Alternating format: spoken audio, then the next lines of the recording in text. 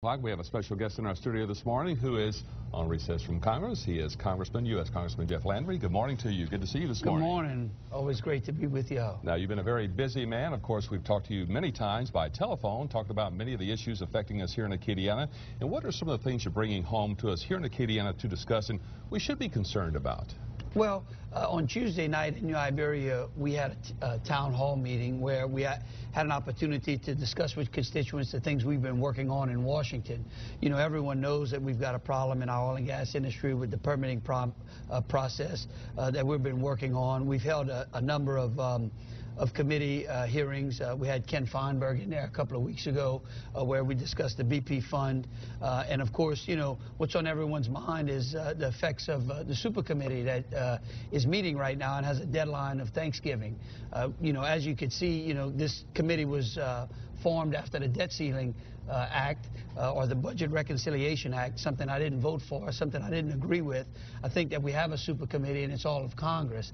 And of course, right now we're seeing that the committee is deadlocked and can't get anywhere. How can that committee affect us here in Acadiana? Well, you know, it has an opportunity to negatively affect this area in a couple of ways. Number one, now, one of the things the committee is looking at is raising revenue, which is raising taxes. And one of the things on the table is the oil and gas tax credits. You know, these are not really special credits. Whether you make it producing oil or making ovens, businesses across this country get tax credits. Why are they singling out the energy sector at a time when Americans are paying a higher price at the pump is beyond my understanding. How do you feel the lease situation is going in the Gulf of Mexico? I think the lease situation in the Gulf of Mexico, the situation in the Gulf of Mexico as a whole is terrible. I mean, look, whether it's a drilling permit or a seismic permit or a construction permit, every time I talk to oil and gas executives, they're telling me that they're having a problem working their way through this bureaucracy. You know, we had applications that used to be a couple of 100 pages and now thousands of pages. You know, the cost of those businesses is just astronomical, and who I worry about are the independents, the people who make our economy here in Lafayette. Do we think we're pretty close to getting back to where we were? Do we have a long way to go? Well, you know, we're starting to see the majors getting deep water permits. Hopefully that's a start.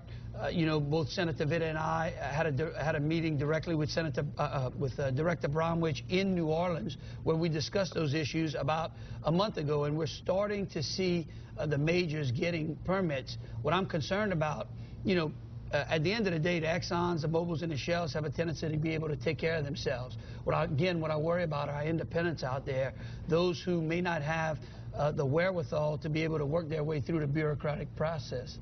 Okay, do you think the Obama administration is kind of loosening its thinking when it comes to that? Well, of course, you know, it's election time. And so you wonder whether or not they're actually understanding that it's time to get the Gulf back to work, or whether or not they're doing it simply because of an election season coming up. Congressman Landry, thank you for coming in this morning. We've been visiting with U.S. Congressman Jeff Landry from here in Acadiana. Thank you for coming by this morning.